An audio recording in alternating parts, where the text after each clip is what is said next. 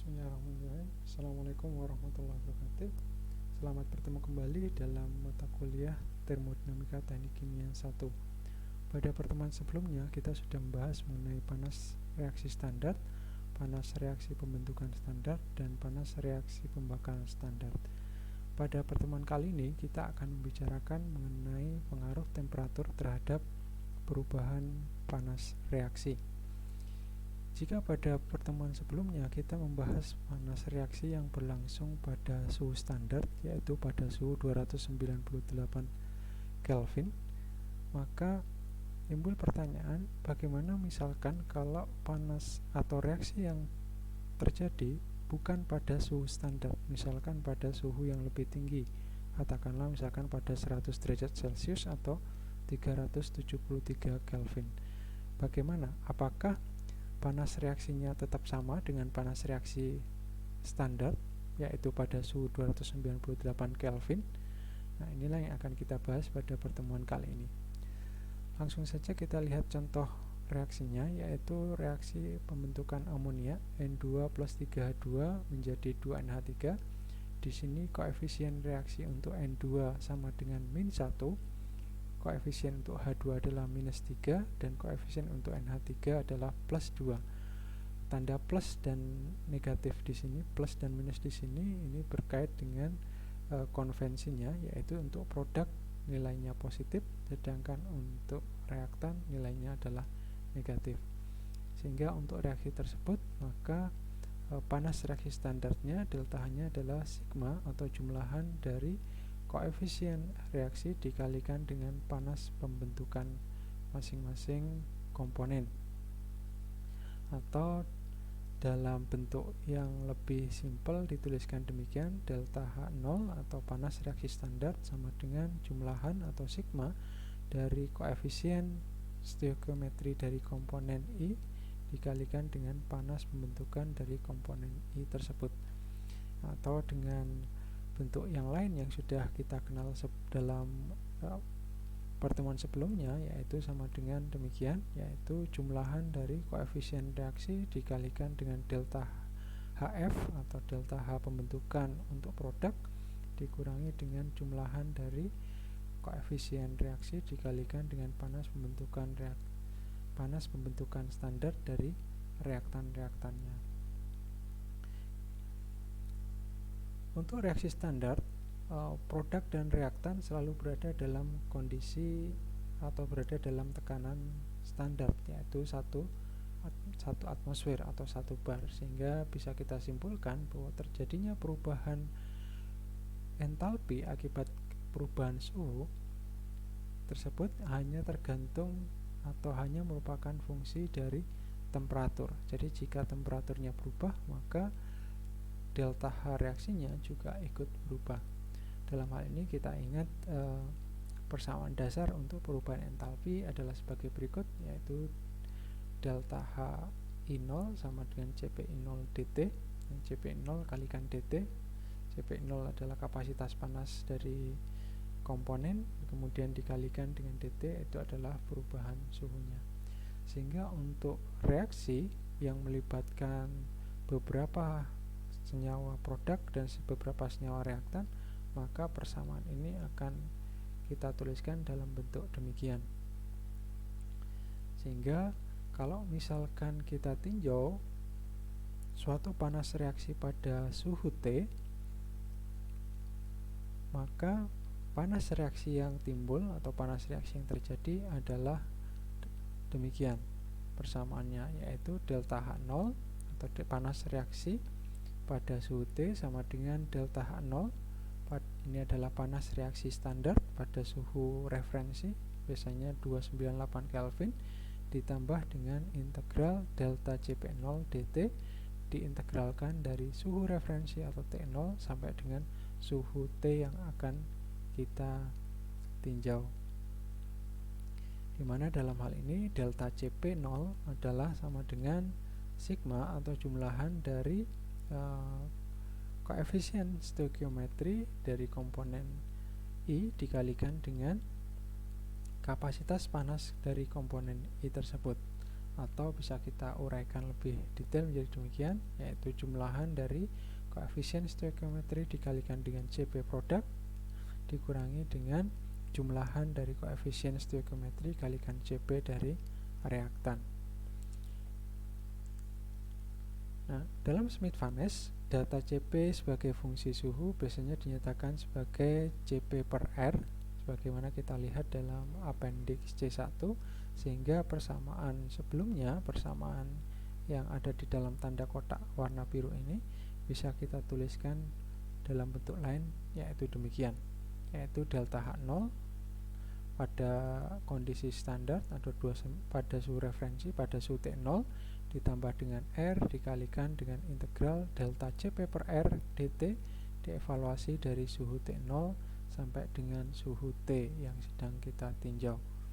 Kemudian hasil integrasi dari suku yang kedua ini adalah delta A kalikan T0 kalikan tau min 1 ditambah delta B per 2 kalikan T0 kuadrat kalikan tau kuadrat min 1 ditambah delta C per 3 kalikan T0 pangkat 3 per tau pangkat 3 min 1 ditambah delta D per T0 kalikan tau min 1 per tau, ya.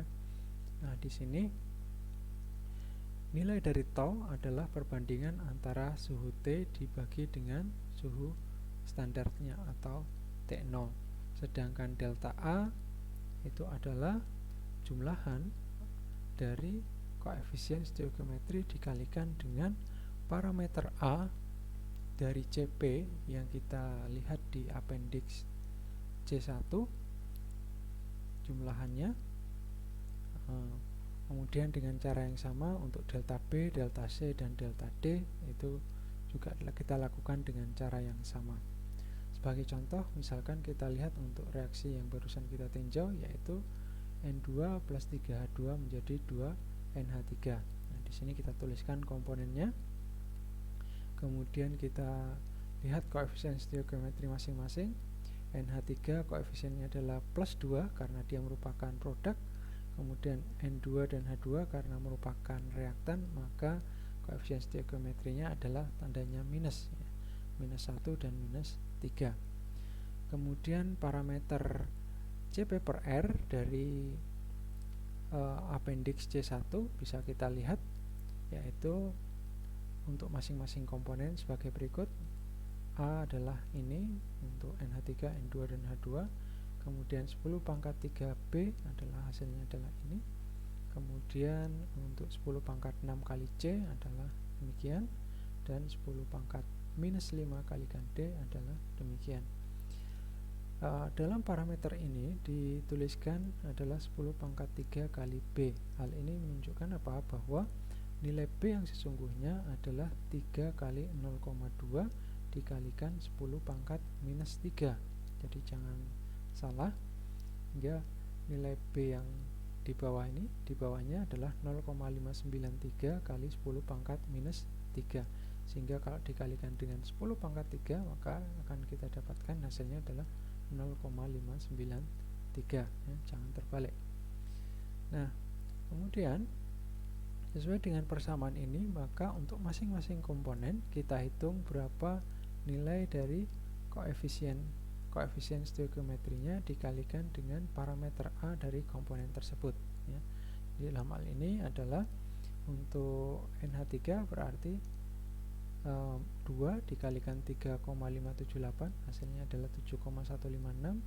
Kemudian 6,04 ini dihasilkan dari 2 kalikan 3,02. Kemudian yang ini adalah dihasilkan dari 2 kalikan minus 0,186. Demikian seterusnya dengan cara yang sama untuk komponen yang lain.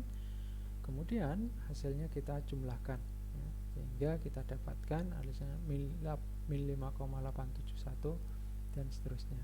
Sehingga di sini bisa kita simpulkan untuk reaksi ini delta A untuk term yang integral delta CP 0 per R dt adalah min 5,871. Kemudian delta B nya adalah 4,181 kalikan 10 pangkat minus 3. kemudian delta C nya sama dengan 0, kemudian delta D nya adalah min 0,661 kali 10 pangkat 5 ya. Oke, ini adalah nilai delta A, delta B, delta C, dan delta D dari nilai integral ini. Kemudian alternatif yang lain, kalau misalkan kalian terbiasa menggunakan kapasitas panas rata-rata, maka bentuk persamaan delta H0 sama dengan delta H0 plus R dan seterusnya ini bisa kita ganti dengan bentuk persamaan seperti ini ya.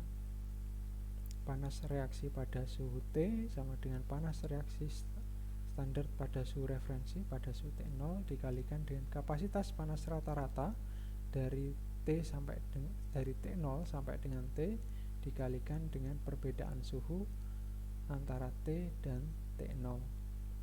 Kemudian kapasitas panas rata-rata dari T sampai dengan T0 atau dari T0 sampai dengan T ini kita turunkan dari persamaan yang sudah kita pelajari di calor sensible ya, sama dengan delta A sama dengan delta B per 2 kalikan T0 kalikan tau plus 1 dan seterusnya, dimana nilai tau adalah sama dengan T per T0.